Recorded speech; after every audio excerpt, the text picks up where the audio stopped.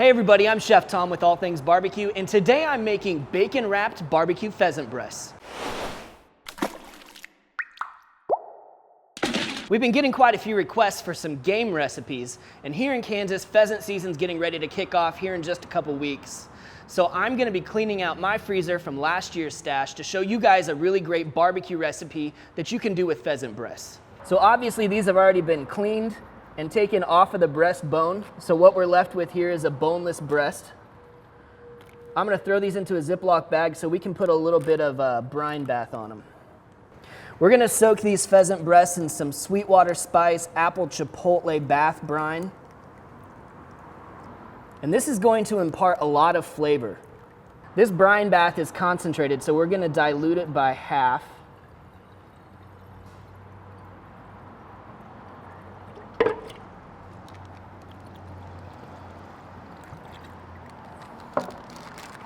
And we'll seal this up and throw it into the fridge for about 45 minutes to an hour.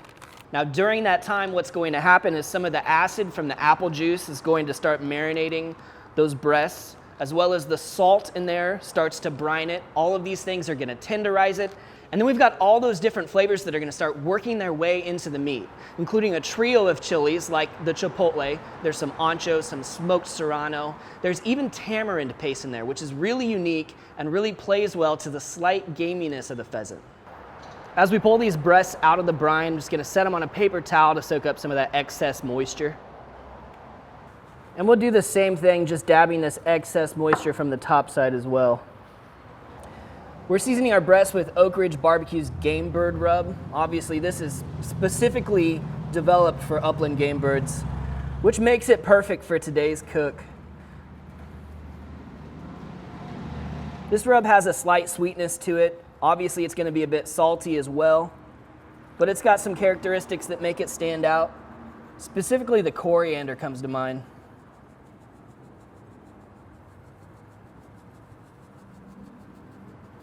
Now before we get these on the smoker, I want to wrap them up in bacon. So the goal here is to get as much coverage as possible without overlapping too much. And that way we really encase this lean meat in the fatty meat. Keep our toothpick as flat as possible because later on we're going to be pan searing this and we want to get a full sear across it. In order to fortify the smoky flavor that we're already getting from the bacon, we're gonna throw these on the top shelf of the YS640 Yoder Smokers pellet grill and get a little more smoke on them at 225 degrees. Now when they reach 135 internal, it's gonna be time to crank that up and get our skillet on the pit so we can pan sear the bacon so it's nice and crispy.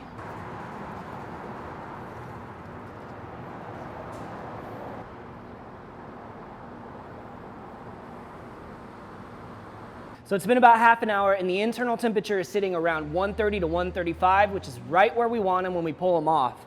So we can crank the temperature up and prepare for our sear in the skillet.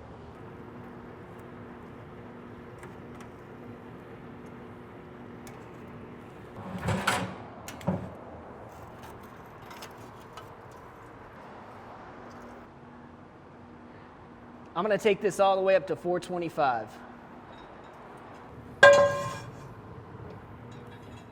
It only takes about 5 to 10 minutes to get this skillet really hot, at which point I'm gonna get these in here and sear off this bacon.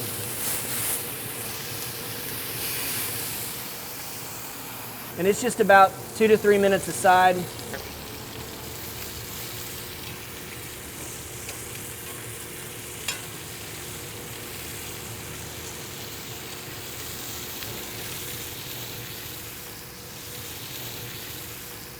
Now when you get the color that you want on there, just slide that skillet off the direct heat, close the door, and continue cooking until the internal temperature reaches 155 to 160 Fahrenheit. All right, these are right on target, so let's get these off the grill. Now as I plate these up, I'm gonna throw down a little base of sweet potato puree. I'll be glad to throw that recipe in on the blog for you guys, and we'll link to that in the description.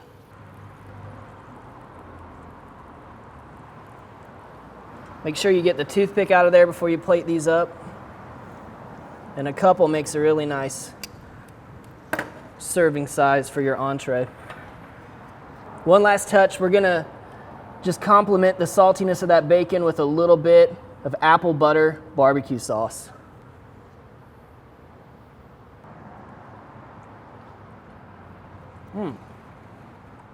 Great barbecue flavors. That chili is really nice, getting that from the marinade, getting that from the rub as well. All those flavors are fantastic, complement that pheasant perfectly. And I love this little bit of barbecue sweetness on with the sweet potato. It's fantastic. Hey, thanks so much for watching. If you enjoyed this video, make sure to hit that subscribe button. And if you have any questions or comments, or there's anything you'd like to see me cook, let me know in the comment section down below. And hey, let's be good to one another. For more recipes, tips, and techniques, and to pick up any of the products you see featured in this video, head over to thesauce.atbbq.com. All things barbecue, where barbecue legends are made.